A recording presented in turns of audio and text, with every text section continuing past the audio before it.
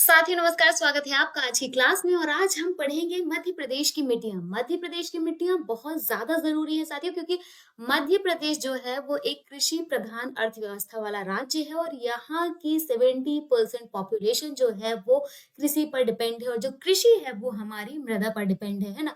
तो जितनी भी सारी फसलें होती हैं वो मिट्टी में ही होती हैं। मिट्टी में ही बहुत सारे खनिज तत्व भी होते हैं, उसमें पोषक तत्व भी होते हैं, उस पर रिसर्च भी चलता है। तो हमारे यहाँ जो है मध्य प्रदेश में मिट्टियां 5 प्रकार की पाई जाती हैं और ये बहुत ज्यादा जरूरी है हमारे सिलेबस के लिए। और यकीन मानिए ये इतना इजी टॉपिक है, इतना इजी टॉपिक है और इससे बहुत ज्यादा क्वेश्चन बनते हैं। तो इसलिए मैंने सोचा कि आज आपके लिए मध्य प्रदेश की मिट्टियां करवा दी जाए, ताकि आपको एक इजी वे में मिट्टियां समझ में आ सके। और मैंने जैसा कि आपसे बोला है कि ये हमारी थियोरी क्लासेस चल रही है, उसके बाद मैं अभी नेक्स्ट वीक से मैं डायरेक्ट एमसीक्यूज लेके आऊंगी, जिसमें मैं मिसलेनियस लेके आऊंगी। लाइक उसमें फर्स्ट यूनिट से भी रहेगा, सेकंड से भी रहेगा, थर्ड से भी रहेगा, मैं रैंडम क्वेश्चंस उठाऊंगी। इसलिए मुझे भी जितना जरूरी लग रहा है जिस जिस यूनिट से, वो मैं आपको कवर करवा दे रही हूँ सारे सेगमेंट। उसके बाद मैं रैंडम प्रैक्टिस सेट, मतलब हम उसमें यूनिट वाइज नहीं चलेंगे कि हम इस टॉपिक से सिर्फ यही क्वेश्चन करें। हम रैंडम जो क्वेश्चन है वो लेंगे, पिकअप करेंगे और उसका पूरा एक एनालिसिस कर देंगे, उसका पूरा एक पोस्ट मॉर्टम कर देंगे, ताकि आपको बहुत अच्छे से क्लियर हो जाए कि उसमें से कौन से क्वेश्चन बन सकते हैं। चलिए बिना किसी देरी के आप कर लेते हैं हमारी क्लास की शुरुआत। देखिए, हम आज पढ़ने वाले हैं मध्य प्रदेश की मिट्टियां। तो सबसे पहले मिट्टी क्या कहलाती है? तो जैसे कि आपको पता है कि जो हमारी पृथ्वी है वो पृथ्वी में के नीचे चट्टाने हैं, ठीक है। तो चट्टान जो है, चट्टान यदि हम ये माने कि पृथ्वी है, यहाँ पर पृथ्वी में यहाँ पर क्रस्ट मेंटल कोर जैसे आपने पढ़ा होगा यहाँ पर, ठीक है। ये एक हम यदि इस पृथ्वी का ऐसे टुकड़ा काट लें और उसको एनालिसिस करें तो सबसे पहले कहलाता है क्रस्ट, फिर आता है मेंटल और फिर आता है कोर, ठीक है। तो जो सबसे ऊपर की क्रस्ट, मतलब इसको हिंदी में कहते हैं भूपर्पटी, ठीक है। तो ये जो भूपर्पटी की सबसे ऊपरी पतली परत होती है ना साथियों, सबसे ऊपरी पतली उथली परत, सबसे ऊपरी पतली उथली परत, ठीक है। इसको हम क्या बोलते हैं? इसको हम बोलते हैं मिट्टी। और ये जो मिट्टी है इसमें क्या होता है, इसमें इसी मिट्टी में हमारे खनिज पोषक तत्व पाए जाते हैं। और यही मिट्टी जो है वो ये जो कार्बनिक पदार्थों से बनी होती है, ठीक है। कार्बनिक पदार्थों के फलस्वरूप होता है, इसमें जो जीव जंतु हैं वो स्थायी रूप से निवास करते हैं। जैसे लाइक आपने केचुए देखे होंगे या आपने कोई भी जीव जंतु देखे होंगे, वो इसी मिट्टी पर निवास करते हैं। और साथ में कार्बनिक और अकार्बनिक पदार्थ भी इसमें पाए जाते हैं, मतलब ऑर्गेनिक और नॉन ऑर्गेनिक जो है, इनऑर्गेनिक पदार्थ भी इसमें पाए जाते हैं। अतः मृदा केवल खनिज कणों का ही एक समूह नहीं है, बल्कि इसमें क्या है, यह एक जैविक वातावरण भी है। और मृदा जो है उसमें संपूर्ण तरीके के पोषक तत्व पाए जाते हैं, इसलिए इसको डिस्कस करना बहुत जरूरी है। तो चलिए एक बार हम ये देख लेते हैं कि मृदा की जो हम मृदा का वर्णन देख लेते हैं एक बार, है ना। तो ये आपको इजी हो जाएगा मृदा का वर्णन। मृदा का वर्णन हम इस तरीके से देख रहे हैं कि यदि हम देखें कि ये एक पेड़ है, लाइक ये एक पेड़ है, ये इसकी जड़ें हो गई। तो अब हम देखेंगे कि ये जो सबसे ऊपरी जो संस्तर है, ये सबसे ऊपरी संस्तर है, ये ए संस्तर माना जाएगा। फिर यहाँ पर बी संस्तर आएगा। एक सेकेंड, पेन थोड़ा डिस्टर्ब कर रहा है। हाँ, यहाँ पर बी संस्तर माना जाएगा। और यहाँ पर इसके नीचे जो है वो एक सी संस्तर होगा। आई डोंट नो ये पेन क्यों डिस्टर्ब कर रहा है। सी संस्तर होगा और उसके नीचे जो है वो एक डी संस्तर होगा। ओह, डी संस्तर होगा, ठीक। तो ए संस्तर जो है ये सबसे ऊपरी सतह मानी जाती है। उसके बाद ये जो है अब मृदा पाई जाती है यहाँ पर। और आंशिक रूप से क्रमित चट्टाने जो है वो सी सेक्शन में पाई जाती हैं और डी सेक्शन में जो है वो अपरिवर्तित मूल चट्टाने हैं। मतलब ये जो सदियों से बनी हुई चट्टाने हैं, जिनमें कोई भी डिफॉर्मेशन नहीं हुआ है, जो जिनमें कोई भी परिवर्तन नहीं हुआ है, वो डी में पाई जाएंगी। और उसके बाद जो थोड़े थोड़े चेंजेस के साथ लगातार चेंज होती गई, जिसमें टेक्टोनिक एक्टिविटीज है, फिर कोई क्लाइमेट चेंज की कंडीशंस है, उनके साथ वो उनका कंपोजिशन बदलता गया, वो सी में आ जाएंगे, फिर उसके बाद जो बदली वो बी में आ जाएंगी, और जो उसका एक जो उथलापन बचा है वो हमारा इसमें आ जाता है, ए में आ जाता है। ठीक है, तो ये एक प्रकार ये जो मृदा निर्माण की प्रक्रिया है ये बहुत ही जटिल प्रक्रिया होती है, और इसमें कई तरीके के फैक्टर्स शामिल हैं, जिसमें मैकेनिकल भी हैं, माइक्रोबायोस भी हैं, ठीक है, बैक्टीरिया भी है, फंगस भी है, और ये जो पृथ्वी है सबसे ऊपरी परत पाई जाती है, तो ये जो है वो ऑक्सीडाइजेशन भी इसमें होता है। ठीक है, एक्सोडाइजेशन जो माइक्रोबायोस है, जो सूक्ष्म जीव हैं, जब वो सांस लेते हैं और अपना अपशिष्ट पदार्थ छोड़ते हैं, तो उससे भी लगातार क्या होता है, मृदा का निर्माण किया जाता है, ऑक्सीडाइजेशन द्वारा भी होता है। ठीक है, फिर हम देखते हैं कई बार क्या होता है कि टेम्परेचर के बढ़ने और घटने के कारण भी मृदा का निर्माण होता है। क्या होता है कि जैसे जैसे टेम्परेचर बढ़ता है तो जो दरारें हैं वो बढ़ती जाती हैं, क्योंकि टेम्परेचर बढ़ रहा है ना, सूख रहा है, तो ऐसे दरारें बढ़ती जाती हैं, उससे नई तरीके की मिट्टी जो है वो भी निर्मित होती जाती है। ठीक है, तो इस तरीके के हम देखते हैं, यदि हवा जो है वो एक जगह से दूसरी जगह उड़ रही है, लाइक आपने देखा होगा राजस्थानी इलाकों में कि हवा जो है वो ऐसे बह के जाती है, और जो ऊपर की रेत की बारीक जो ऊपर की वाली मिट्टी होती है वो उड़ा के कहीं और ले जाती है, तो उससे भी मृदा का निर्माण होता है। तो ये सारे क्या है, फैक्टर्स हैं जिससे हम समझ सकते हैं कि मिट्टी का निर्माण कैसे होता है। ये आपके मेंस के लिए जरूरी है, और आप इसको मेंस में यूज करेंगे, लेकिन हाँ आपको एक आइडिया होना चाहिए कि क्यों जरूरी है ना।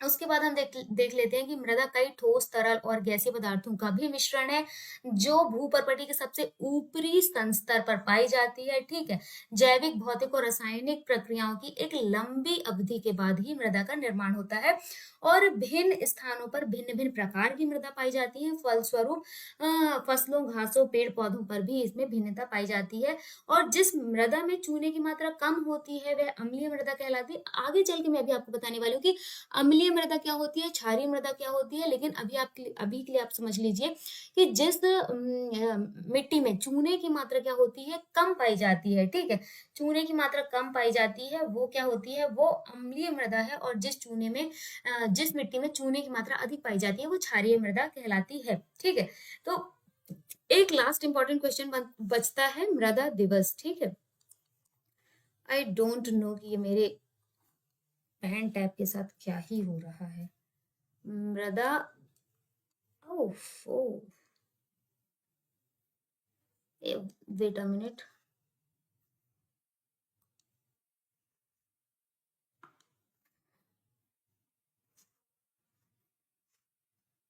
आई होप सो ये अच्छा चले। आई डोंट नो कि इसको क्या हो जाता है रोज रोज।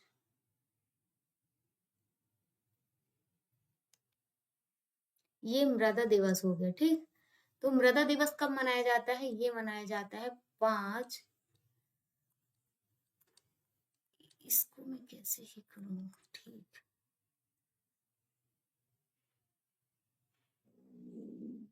चलिए, मृदा दिवस 5 दिसंबर को हो गया, ये आपको याद रखना है, और उम्मीद है कि आप मन लगाकर पढ़ रहे होंगे, और आपका मन लगाकर पढ़ना बहुत जरूरी है। मैंने बहुत सारे ऐसे बच्चे देखे हैं जो अपना टाइम वेस्ट इधर उधर करते रहते हैं, और वो एग्जाम की गंभीरता को, उसकी सीरियसनेस को सीरियस नहीं लेते हैं। वो सोचते हैं कि हम सब कर लेंगे, और लास्ट टाइम पर आपने वो कहावत सुनी है कि अब क्या पछताए हो जब चिड़िया चुग गई खेत। तो जब पूरा टाइम चला जाएगा, जब आपके पास टाइम नहीं बचेगा, तब आपको रिग्रेट होगा कि हम शायद कुछ कुछ पढ़ लेते, हम शायद कुछ कुछ अच्छा कर लेते, तो हमें इतनी दिक्कत नहीं होती। क्योंकि जब आपके जो दोस्त हैं, जब आपके जो सगे संबंधी हैं, उन आपके कजन्स हैं, उनका सिलेक्शन हो जाता है और आपका नहीं होता है, तो आपको बहुत रिग्रेट फील होता है कि हमने सही समय पर मेहनत क्यों नहीं की। तो सही समय पर मेहनत जरूर कर लीजिए, और मैं ऐसा सोच रही हूँ कि आपको अभी डायरेक्ट एमपी में सीधे क्वेश्चन आंसर जो इम्पोर्टेंट है, जो आते हैं, जो पूछे जाते हैं, लगातार एक सिर्फ क्वेश्चंस की ही मैं सीरीज लेके आऊँ, ताकि आपको इजीली वो सारी चीजें याद हो जाएं। ठीक है, चलिए शुरू करते हैं। आज हम अभी यहाँ पर मैंने यहाँ पर एक मैप बनाया हुआ है, और आई होप वो आपको मैप समझ में आए।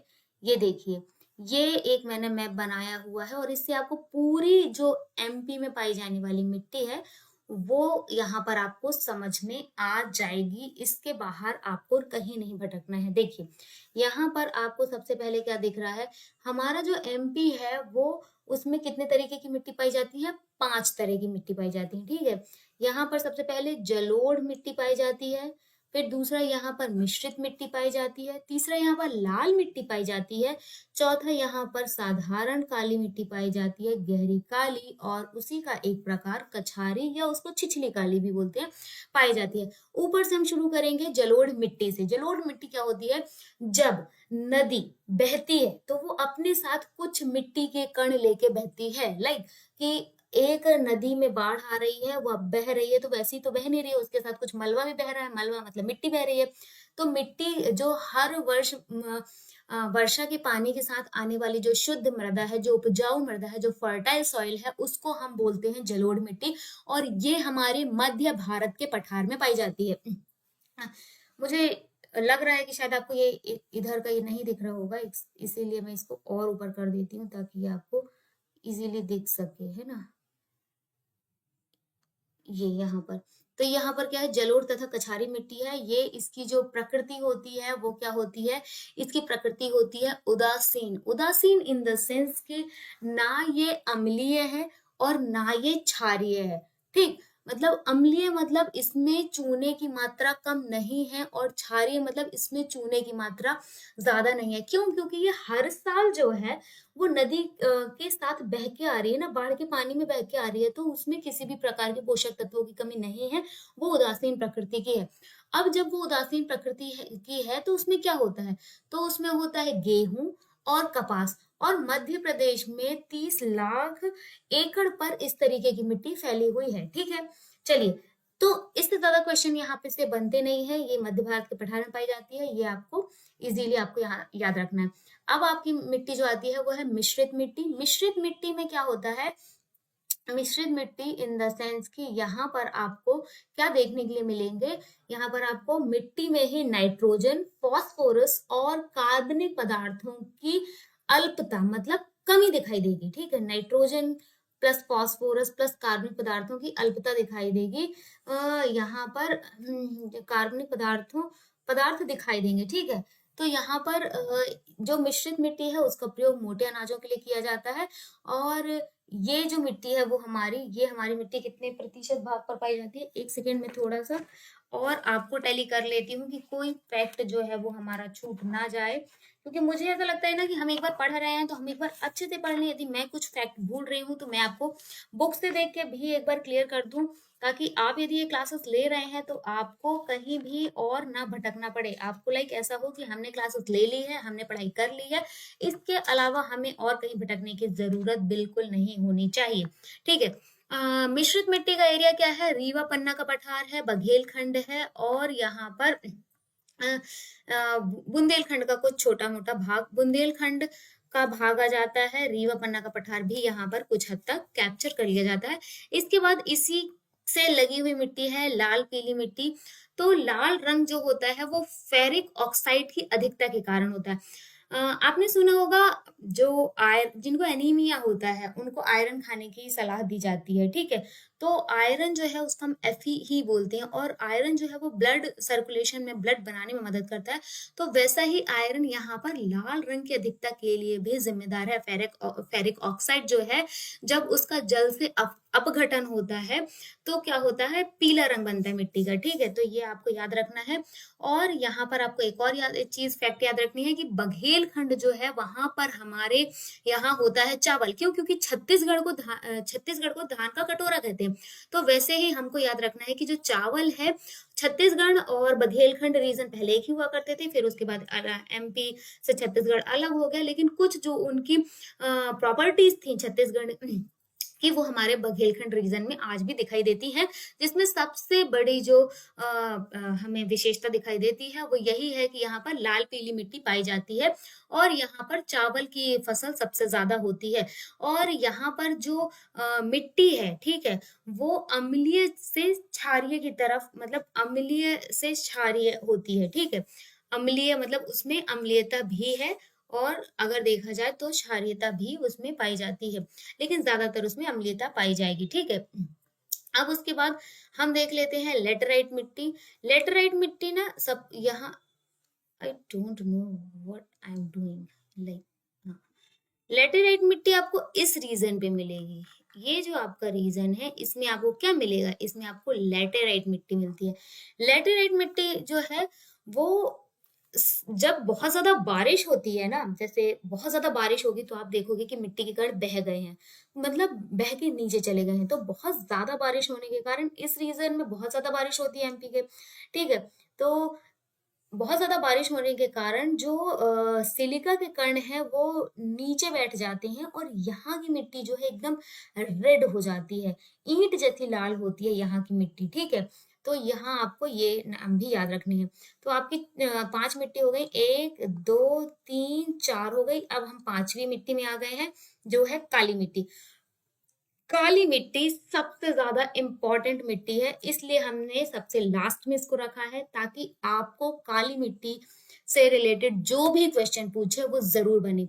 सबसे पहला क्वेश्चन काली मिट्टी से पूछे जाने वाला ये है कि रेगुर मिट्टी जो है उसका अन्य नाम क्या है, काली मिट्टी का अन्य नाम क्या है। एक सेकेंड, हम अब ऊपर जाएंगे वापस से आ, यहाँ पर, ताकि आपको ये ना लगे कि कुछ लिखा नहीं है स्क्रीन पर। नहीं नहीं, बहुत कुछ लिखा है, आपके मतलब के लिए लिखा है।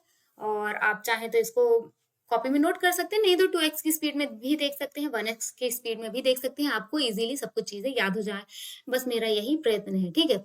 तो यहाँ पर काली मिट्टी जो है वो पूरे एमपी में कितने परसेंट भाग पे फैली हुई है, सबसे पहला सबसे ज्यादा इंपॉर्टेंट फैक्ट यही है। काली मिट्टी कितने परसेंट भाग पर फैली हुई है, 47% भाग पे फैली हुई है। मतलब आप देख रहे हो लगभग लगभग 50% पे हमारी कौन सी मिट्टी है, काली मिट्टी है। काली मिट्टी को कहते हैं रेगुर मिट्टी।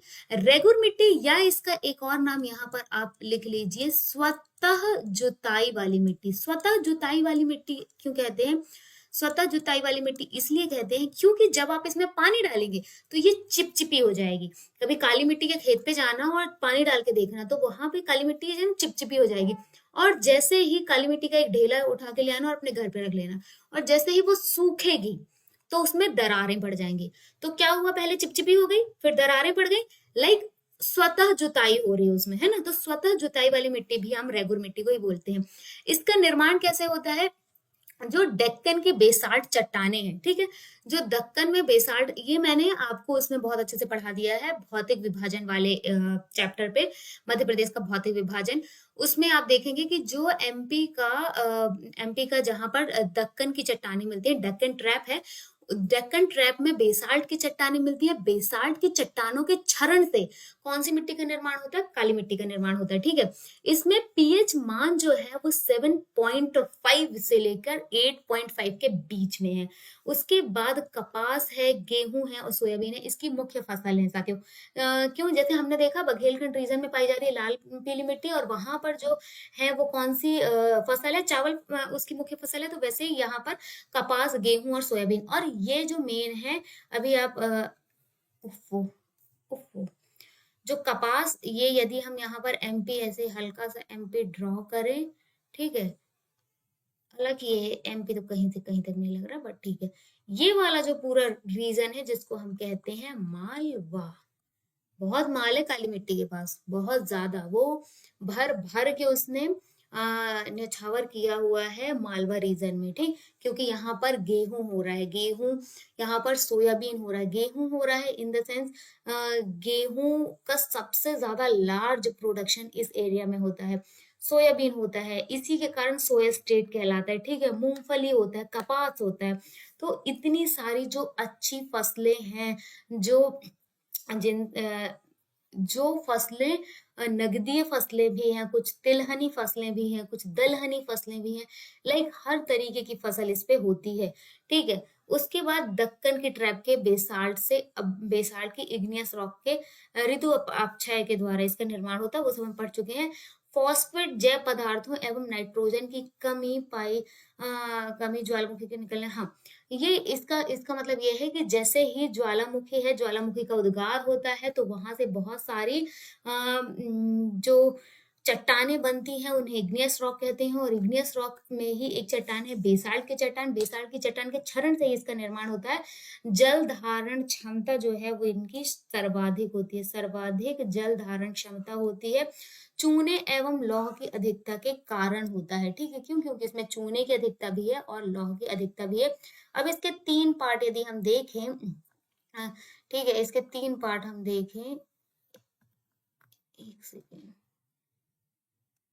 अगर हम इसके 3 पार्ट देखें तो कौन से 3 पार्ट है? इसके 3 पार्ट में हमको जरूरी है सबसे ज्यादा जानना, और वो है हमारे ये 3 पार्ट। ये देखिए, सबसे पहला पार्ट कौन सा है? सबसे पहला पार्ट है काली मिट्टी के 3 प्रकार होते हैं। साधारण काली, साधारण काली सबसे ज्यादा बड़े एरिया पे मिलती है। साधारण काली मिलती है 37% पे, और साधारण काली का क्षेत्र क्या है? नीमच, मंदसौर, रतलाम, ये वाला जो ऊपरी हिस्सा है यहाँ पर, ठीक है। फिर सेकेंड है गहरी काली मिट्टी। गहरी काली जो है वो नर्मदा घाटी के जस्ट ऊपर वाला जो एरिया है वहां पर दिखाई देती है हमें। 3.5 3.5% एरिया पर हमको ये दिखाई देती है, और यहाँ पर मालवा, सतपुड़ा के रीजन में दिखाई देती है। और जो कछारी मिट्टी है, या इसी को छिछली काली मिट्टी भी कहेंगे, ये बैतूल, खंडवा, खरगोन, इस एरिया पे ये हमको दिखाई देती है, ठीक है। उसके बाद हम देखते हैं मृदा अपरदन। तो ये यहाँ पर मृदा अपरदन, ओके। मृदा अपरदन मतलब क्या होता है? मृदा अपरदन मतलब मृदा का कट कट के कहीं और चले जाना, मृदा का अपरदित हो जाना, मृदा अपरदन कहलाता है। और ये क्यों हम इसको एक समस्या मानते हैं? क्योंकि कृषि के लिए, ठीक है, मृदा जो है वो कट कट के कहीं और जाके कहीं और चली गई है मृदा, तो जब उस स्थान पर मिट्टी ही नहीं है तो कृषि कैसे होगी? तो इसलिए कृषि भूमि के लिए बहुत बड़ी समस्या है। और सबसे ज्यादा जो मृदा अपरदन है वो कहाँ पर पाया जाता है? वो चंबल में पाया जाता है, जिसको हम बोलते हैं गली इरोजन, या उसी को बोलते हैं हम अब नालिका अपरदन, या वो क्या, कैसा अपरदन कहलाता है कि जब जो मिट्टी है ना, जब जो मिट्टी है, मिट्टी, जब नदी है, जब नदी आसपास गड्ढे कर देती है, और वो गड्ढे जो है वो 10, 20 से 30 सेंटीमीटर से भी ऊपर के हो जाते हैं, वो एक खड्डे तरीके के बन जाते हैं, तो उस तरीके का जो अपर्दन होता है वो गली अपर्दन कहलाता है। आई थिंक सो कि मैं कुछ तो एक्स्ट्रा नहीं बोल रही हूँ। इस प्रकार के अपर्दन में मृदा में बड़ी व अधिक गहरी नालियां बन जाती हैं, लाइक इतनी चौड़ी चौड़ी नालियां बन गई हैं, और वो काटती चली जा रही है, मतलब पूरा पहाड़ काट दिया, पूरा धरातल काट दिया, बस खड्डे पे खड्डे, खड्डे पे खड्डे बनते जा रहे हैं, तो नली पे नली बनती जाती है। अब नालिका में ऐसे याद रख सकते हो आप, ठीक है। इन जो ये जो खंडहर बन जाते हैं, आजू बाजू जो खंडर बन जाते हैं, इन खंडर को क्या बोलते हैं? इन्हें बीहड़ कहा जाता है, ठीक है।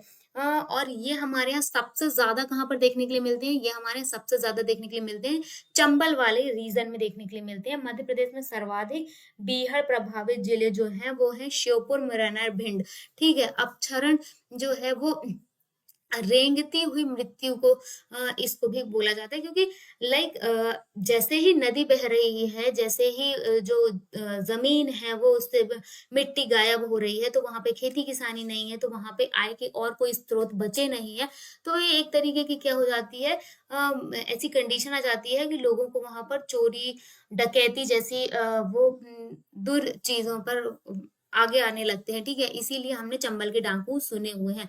अब नाली का अपरदन जो है वो तेज धारा से होता है, ये हम पढ़ चुके हैं। यहाँ पर मैंने एक छोटा सा कॉन्सेप्ट बताने की कोशिश की है। यदि आपको, आप में से वैसे बहुत सारे लोगों को पता होगा, लेकिन फिर भी किसी को नहीं पता है, तो आप इससे समझ सकते हैं कि यदि हम देखें कि हम पीएच स्केल क्या होता है, क्योंकि मैंने अभी आपको बताया था कि अम्लीयता और क्षारीयता क्या होती है ना मृदा में, कि यदि जो है मृदा जो है उसमें चूने की मात्रा जब कम होती है, तो वो चूने की मात्रा कम, ठीक है, तो वो क्या कहलाता है? अम्लीय। और चूने की मात्रा अधिक तो वो क्षारीय कहलाता है। अम्लीयता और क्षारीयता के मापने के पैमाने को क्या बोला जाता है? पीएच स्केल बोला जाता है, ठीक है। पीएच स्केल जो है वो 0 से लेके 14 नंबर के बीच में एक स्केल होता है, जिसमें नंबर 7 जो है वो उदासीन होता है, और यहाँ पर 0 से लेके जो 7 के बीच है वो अम्लीयता कहलाता है। मतलब कोई पदार्थ कितना खट्टा है, कितना अम्लीय है, ये डिसाइड होता है हमारा इससे पीएच स्केल से। ठीक है, यदि हम जल की मात्रा लें, मतलब H2O लें, तो H2O क्या है? H2O मतलब पानी में कोई टेस्ट होता है क्या? नहीं होता है। तो पानी क्या हो जाता है? उदासीन हो जाता है। यहाँ पर ये 3 मार्कर में, 5 मार्कर में पूछ लिया जाता है क्वेश्चन। तो आप यदि इस तरीके का डायग्राम बना के लिखेंगे तो आपको बहुत हेल्प मिलेगी समझने में चीजों को, कि जो 0 से 7 के बीच का जो नंबर होता है वो अम्लीयता को दर्शाता है। और अम्लीयता मतलब किस पदार्थ में कितना खट्टापन है, और क्षारीयता मतलब किस पदार्थ में कितना कड़वापन है। जैसे जल का जो पीएच मान होता है वो 7 होता है, और नींबू का जो होता है वो 2 होता है, क्योंकि आपको ही पता है कि नींबू जो है वो खट्टा होता है। ठीक है, तो ये हमारा थोड़ा सा कॉन्सेप्ट था मृदा को लेकर। उम्मीद है आपको क्लासेस पसंद आई होगी। तो इसी तरीके के क्लासेस के लिए बने रहिए मेरा क्लासेस के साथ। ओके, मैंने मृदा के कुछ आगे इंपॉर्टेंट फैक्ट्स भी लिखे हैं जो मैं आपको बताना भूल गई थी। चलिए कोई बात नहीं, एक बार और देख लेते हैं। हाँ, यहाँ पर लाल पीली मिट्टी है। लाल पीली मिट्टी तो मैंने आपको बता दिया है कि इसमें फेरिक आयरन ऑक्साइड होता है। इसका निर्माण ग्रेनाइट एवं नीस की चट्टानों से होता है। इसका अन्य नाम, ये इंपॉर्टेंट फैक्ट है कि इसका अन्य नाम क्या है? चारक डोरसा। यदि कभी क्वेश्चन पूछ ले कि चालक डोरसा मिट्टी में किसकी अधिकता पाई जाती है, तो फेरिक आयरन ऑक्साइड की अधिकता के कारण ही उसका जो रंग है वो लाल और पीला होता है। ठीक है, ये कितने प्रतिशत भाग पर फैली हुई है? तो 33% भाग पर फैली गई है, और इसमें धान की फसल होती है। हम डिस्कस कर चुके हैं, we have already discussed about this. ठीक है, यहाँ पर मिश्रित मिट्टी जो है वो 10% भाग पर पाई जाती है। इसमें आयरन की प्रचुरता होती है। यहाँ पर गेहूं, धान, तेल, बुंदेल एवं विंध्य के रीजन में, मतलब ये यदि हम ऐसे ये हल्का रफ एमपी मान ले, तो यहाँ पर जो है वो मिश्रित मिट्टी पाई जाएगी, यहाँ पर जो है वो लाल मिट्टी पाई जाएगी, यहाँ पर कछारी मिट्टी पाई जाएगी, और यहाँ पर हमारी जलोढ़ मिट्टी पाई जाएगी। और ये जो पूरा रीजन बचा है यहाँ पर हमारी पाई जाएगी काली मिट्टी, जिसको हमने बहुत अच्छे से डिस्कस कर लिया है। उससे बाहर के क्वेश्चन मुझे नहीं लगता कि पूछे जाएंगे।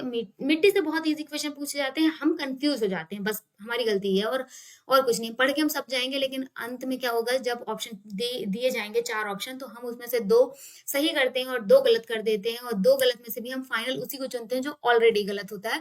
ये हमारी प्रैक्टिस न करने के कारण होता है। जितने ज्यादा हम PYQs करेंगे, जितने ज्यादा हम PYQs सीखेंगे, प्रैक्टिस सेक्शन करेंगे, उतनी ज्यादा हमसे गलतियां कम होंगी। तो कृपया आप अपने PYQs पर भी फोकस करें।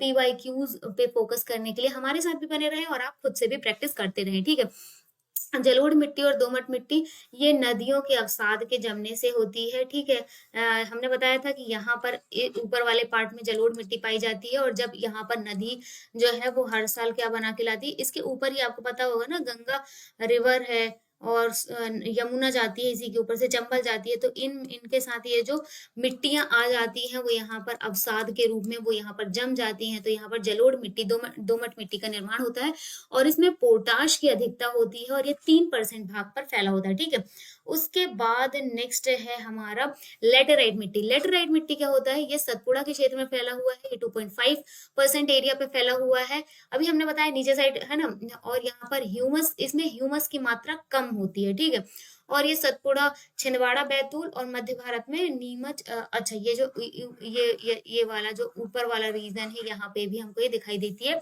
और ये सबसे कम उपजाऊ मिट्टी होती है गाइज, है ना। और ये अब नाली का पर्दन, अभी हम इसको डिस्कस कर चुके हैं कि बड़ी गहरी नालियां बन जाती हैं, और इन खंडरों को बीहड़ कहा जाता है। और प्रभावित जिले जो है वो श्योपुर, मुरैना, भिंड है। तो यहाँ पर हमारी क्लास आज खत्म होती है। उम्मीद है आपको क्लास पसंद आई होगी, और इसी तरीके की क्लासेस के लिए बने रहिए मेरे साथ, अपनी पूजा मैम के साथ। और हाँ, मेहनत करते रहिए, मेहनत से ही होगा, और जितनी ज्यादा मेहनत करेंगे, जितनी ज्यादा PYQs करेंगे, आपको उतनी ज्यादा हैबिट पड़ जाएगी क्वेश्चन पेपर सॉल्व करने की। तो बस मिलते हैं नेक्स्ट क्लास में, तब तक के लिए कीजिए स्वीकार अपनी मैम पूजा का नमस्कार। Bye bye.